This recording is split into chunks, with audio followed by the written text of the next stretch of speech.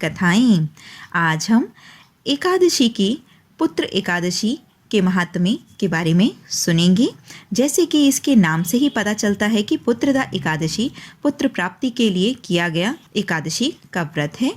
सबसे पहले इसमें भगवान की मूर्ति के आगे या भगवान की कैलेंडर के आगे ही खड़े होकर भगवान से प्रार्थना करनी चाहिए, हाथ में जल लेकर, कि हे प्रभु, आज मैं आपके इस पुत्रदा एकादशी का व्रत रख रहा हूँ या व्रत रख रही हूँ, और आप मेरे इस व्रत को संपूर्ण करें और मेरी सकल मनोकामनाओं को परिपूर्ण करें और मुझे पुत्र संतान प्रदान करें।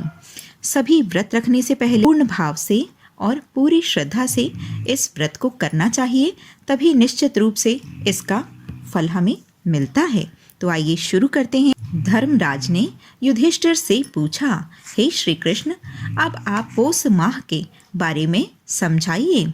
इस दिन कौन से देवता का पूजन होता है तथा उसकी क्या विधि है?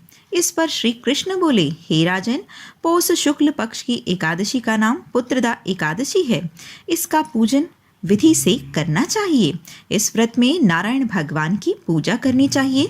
इसके पुण्य से मनुष्य तेजस्वी, विद्वान और लक्ष्मीवान होता है।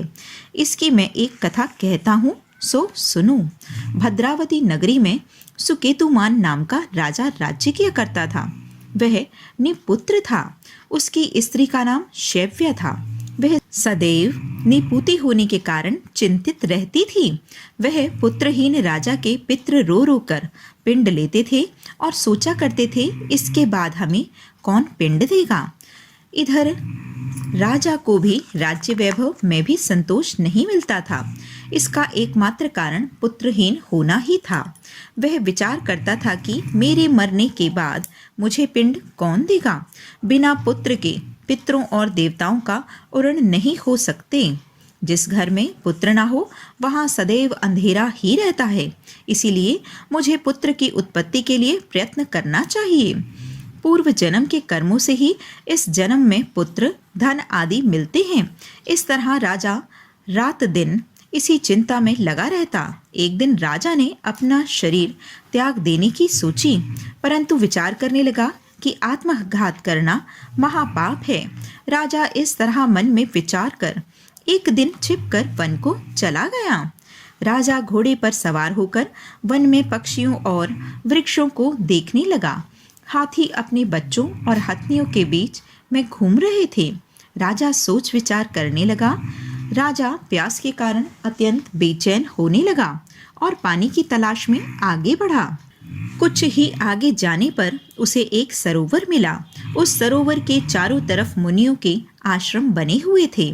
उस समय राजा के दाहिने अंग फड़कने लगे। राजा मन में प्रसन्न होकर सरोवर के किनारे बैठे हुए मुनियों को देखकर घोड़े से उतरा और दंडवत करके सम्मुख बैठ गया। राजा को देखकर मुनीश्वर बोले, हे राजन, हम तुमसे अति प्रसन्न हैं। तुम इस जगह कैसे आए हो, सो कहो।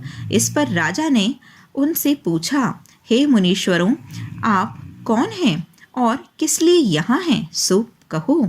मुनि बोले, हे राजन, आज पुत्र की इच्छा करने वाले को संतान देने वाली पुत्रदा एकादशी है। हम लोग विश्व देव हैं और इस सरोवर पर स्नान करने आए हैं। इस पर राजा बोले, हे मुनीश्वर, मेरे भी कोई पुत्र नहीं है। यदि आप मुझ पर प्रसन्न हैं तो मुझे एक पुत्र का वरदान दीजिए। मुनि बोले, हे राजन, आज पुत्रदा एकादशी है। आप इसका अवश्य ही व्रत करें। भगवान की कृपा से आपके अवश्य ही पुत्र होगा। मुनि के वचनों के अनुसार राजा ने पुत्रदा एकादशी का व्रत किया और द्वादशी को व्रत खोला और मुनियों को प्रणाम करके अंत में अपने महल को वापस आया। अंत में रानी ने गर्भ धारण किया और उसके 9 महीने के पश्चात उनके एक पुत्र रतन पैदा हुआ। वह राजकुमार अंत में अत्यंत वीर, धनवान, यशस्वी और प्रजापालक हुआ। भगवान श्री कृष्ण बोले, हे राजन, पुत्र प्राप्ति के लिए पुत्रदा एकादशी का व्रत करना चाहिए। जो मनुष्य इसका महात्म्य श्रवण व पठन करता है उसको भी स्वर्ग की प्राप्ति होती है। बोलो लक्ष्मी नारायण भगवान की जय।